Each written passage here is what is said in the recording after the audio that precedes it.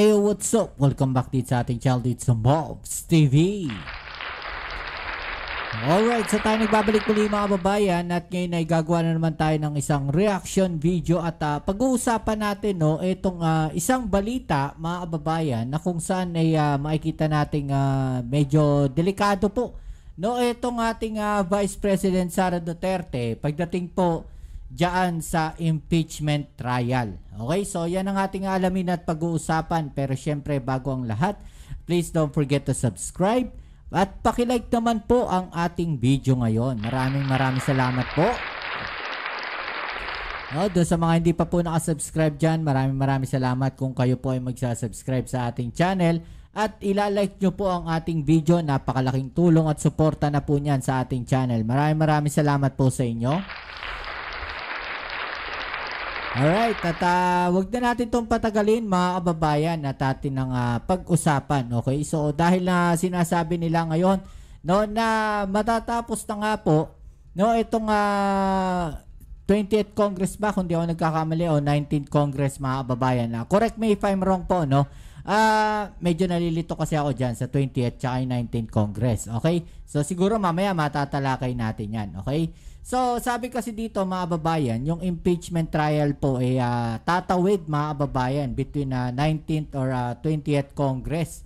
So posibleng hindi na raw po matalakay yan at hindi po matuloy ang impeachment netong si VP Sara Duterte. Okay, so pero dito po sa balita na ating nakalap ngayon ay sinasabi nga po pwede daw di umano na ma-impeach etong si VP Sara kahit na tumawid na yung Congress na yan mga kababayan. Nako, delikado si VP Sara, mukhang ma-impeach ata talaga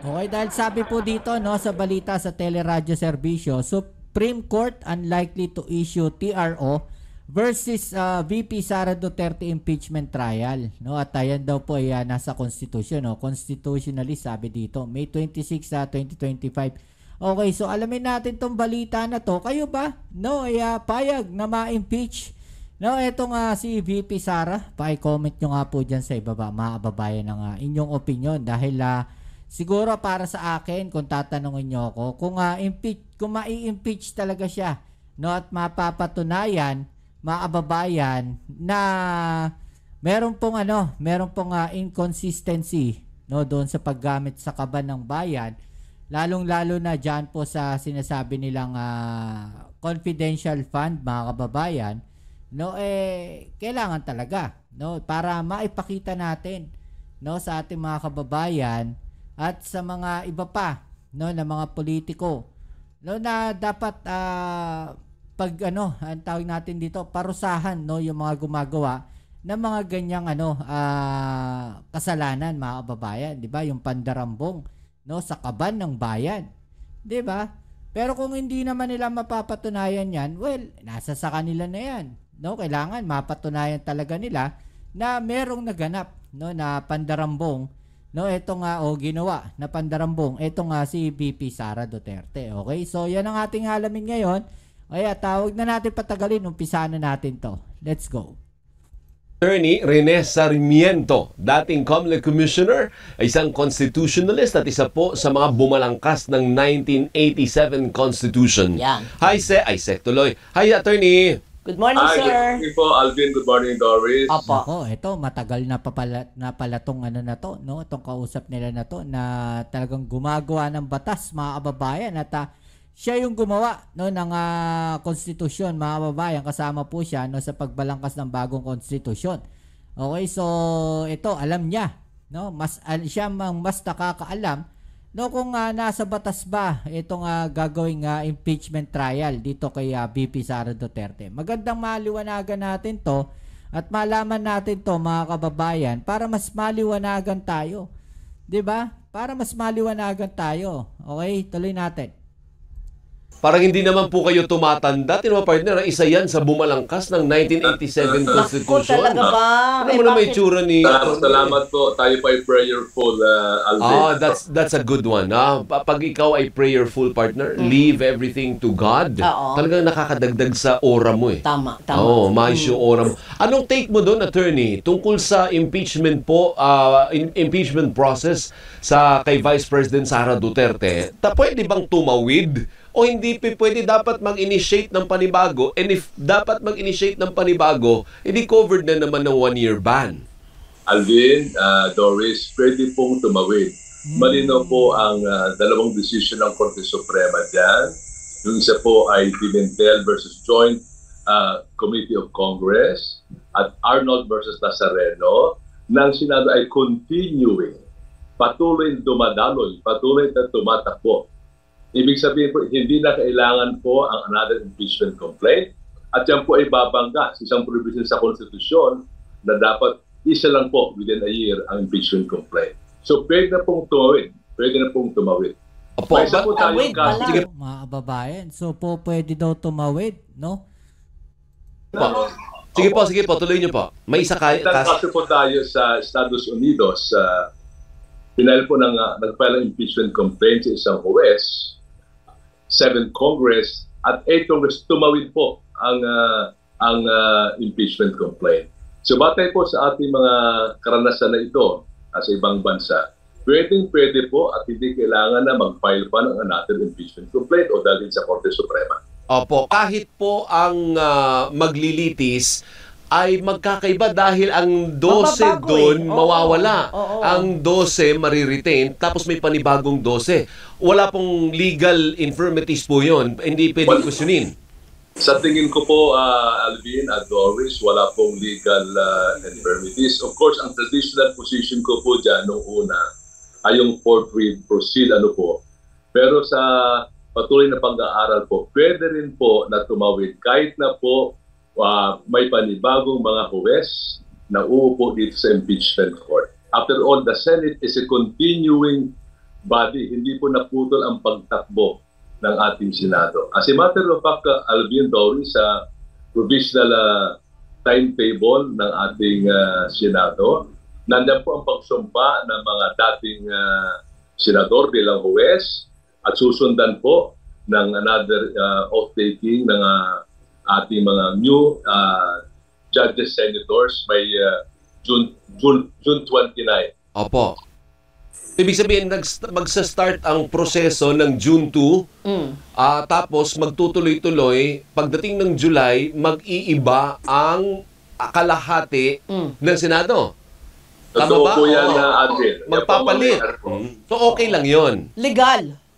Legal po. Sa tingin ko po, legal po dahil ang position ko po dyan, ang Senado po from the very beginning is a continuing body. Ang huminto lang po yung power to legislate. But as an impeachment court po ito, ayon po sa decision na binanggit ko, tuloy-tuloy po ang pagdaloy ng Senado at hindi kailangan po na magkaroon ng another impeachment complaint. Pero of course, yung kampo ng Vice President, you cannot stop them from questioning it in the Supreme Court. Pag kinwestiyon po yan sa Supreme Court, ibig bang sabihin yan, titigil yung paglilitis habang hindi nare-resolba ng Korte Suprema? Yan po ay karapatan ng partido o grupo ng ating Vice Pangulo. Pero po, pag pinag-uusapan impeachment, ang Senado has the sole exclusive power to decide on impeachment proceedings. So ang tingin ko po dyan, iakyat man yan ng ating Vice Presidente, sasabihin ng Supreme Court, that is a political question. Kasi po, napakalinaw po sa ating saligang batas, ang sole and exclusive power po, the word is sole po, yan po nakalagay sa ating saligang batas, na magdidesisyon sa mga bagay-bagay na ito ay ang Senado, hindi po Korte Suprema. So, sususugan ko konti para mas simple. Kung ang kampo ng Vice Presidente, halimbawa, sabi nila may question talaga dyan, punta tayo sa Korte Suprema. Yan. So, kinasuhan partner, kinwestiyon sa Korte Suprema. Ang ibig nyo sabihin, Attorney Sarmiento, kahit may question sa Korte Suprema, hindi niya pwedeng pigilan ang pag-usad ng paglilitis ng Senado.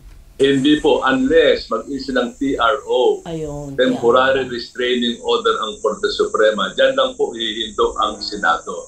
Pero po sa tingin ko po, in so many cases, ang Korte Suprema ay irerespeto po ang posisyon ng Senado being the sole and exclusive authority to act on impeachment proceedings and impeachment questions. So parang sa inyo, malabo na mag-issue ng TRO. Kasi pag nag-issue siya ng TRO, Tigil. parang pinapatigil Oo. ngayon ng Korte Suprema. Parang ngayong ina-under ng Korte Suprema ang Senado as an impeachment court. Tama. That is correct. Tama po yan. Ang karamihan po mga authorities po yan ay sinasabi po na hindi pwedeng huminto pag nag-umpisa ang impeachment proceedings. Hands off po ang ating Korte Suprema unless, ito ba yung opinion ni dating Justice Carpio Morales, Conchita, unless grave constitutional issues are concerned or constitutional rights are involved. So kung wala naman po, or that is a minority opinion, tuloy-tuloy po because of the Constitution, the Senate is has the sole exclusive power to act on impeachment proceedings. Opo. Yun po ba mga question tungkol sa legalities? So, ibig sabihin, mga kababayan, ay tuloy-tuloy no, yung kaso kahit pa magkaroon ng changes dyan sa Senado. So, nasa Senado po yung desisyon na yan. No? So, ibig sabihin, mga kababayan, kung mas marami po ngayon ang pabor na senador dyan po sa impeachment ni VP Sara Duterte, may chances na ma-impeach siya. Okay? So, kung yung mga kaalyado naman ng VP Sara Duterte, ni VP Sara Duterte, siyempre, hindi pabor yan sa impeachment. Diba, mga kababayan? So, may chances din na mahinto yung impeachment trial na yan. At aakyat nga sila sa Korte Suprema. Parang ganon. Yung sinasabi dito. Is na ganyan, yung mga nitty-gritty, hindi kaya nakikita ng iba na parang pang-delay lang yan eh. Oo. Kasi Pwede, parang... After all, Parang yun na nga yung gusto natin sabihin, parang delaying tactics lang. In the end, tuloy pa rin, yung impeachment trial. Numbers game. Oo, numbers tama game yun lang to, ito di ba? Sa totoo lang, may number ka ba o wala? Ganun na Oo. naman ang dulong tanong dito Tama. Tama po kayo, Doris, no? Kasi matagal na pinag-uusapan po ito eh. Ilang buwan na nakakaraan, pinag-uusapan mga bagay-bagay na dapat po pa nag-file na. So kung ito ay pa-file ngayon, napakalinaw, it is to delay the impeachment proceedings. Yun, ganun pala yun. Ano po? So in the meantime na walang kumi-question, tuloy yan. Kahit June 2 magsisimula yung proceedings, yung mga preliminary, at July magsisimula yung actual na paglilitis, there is no problem with that. Okay lang yan kahit mag-iiba pa ang mga huwes. Okay lang po yan, Doris at Alvin. Ang ating pong sinusundan, ang ating batayan, ang ating saligang batas. Ayan. Thank you, attorney. Yan, Salamat mga po. kababayan. So, malinaw. Mga kababayan, it's a number game, mga kababayan. Sabi nga dito, kung mas marami kang kakampi sa Senado, mas malaki ang chances mo na hindi ka ma-impeach. Parang itong kay VP Sara. Parang parang raffle. Mas marami kang entry. Mas maganda kasi pwede kang manalo. Di ba? Parang ganun. more entry, more chances of winning, mga kababayan. Kaya pala gustong-gusto nilang makapasok yung kanilang lineup, yung Duterte, dahil siguradong pag nakapasok 'yon, 10 kaagad 'yon, mga kababayan. So kung papalitan yung 12 at papalitan ng 12 at yung 10 kanila, napakalaking bilang na kaagad 'yan, mga kababayan, Posibleng hindi ma-impeach si VP Sara Duterte. Buti na lang, etong mga kababayan natin ay naging matalino na sa pagpili ng mga iboboto nila at isa nga dyan na hindi mga nanalo yung mga naita natin mga artista saludo sa inyo, mga kababayan, dahil natuto na kayo na wag bumoto ng mga kandidato na basta basta dahil sikat lang, dahil kilala. Natuto na tayo. Natuto na yung mga kababayan natin bumoto ng mga karapat-dapat. Well, syempre, hindi naman lahat. Na nakikita nating nanalo, sa tingin natin, karapat-dapat. Pero sa tingin ng iba na bumoto sa kanila, ay karapat-dapat po yan. no, na maupo. So hindi natin kontrolado yung boto nila. At ito nga si dating Senador Bong Revilla, mga kababayan, ay nagrereklamo ngayon, no, dahil biktima raw siya, mga kababayan, ng fake news. Okay, so yan ang ating alamin sa susunod nating video. Okay, so pero syempre bago ang lahat, maraming salamat po sa inyong suporta. At kung kayo ay bago pa lang dito sa ating channel, please don't forget to subscribe, like, share, at comment dyan sa comment section. At pa-click na rin ang notification bell para ma-update kayo sa mga latest video uploads natin. Maraming salamat sa inyong suporta, mga kababayan. Kita-kits tayo sa ating next video upload. Ito muli ang inyong Kuya Mobs sa Mobs TV. Peace. I'm out.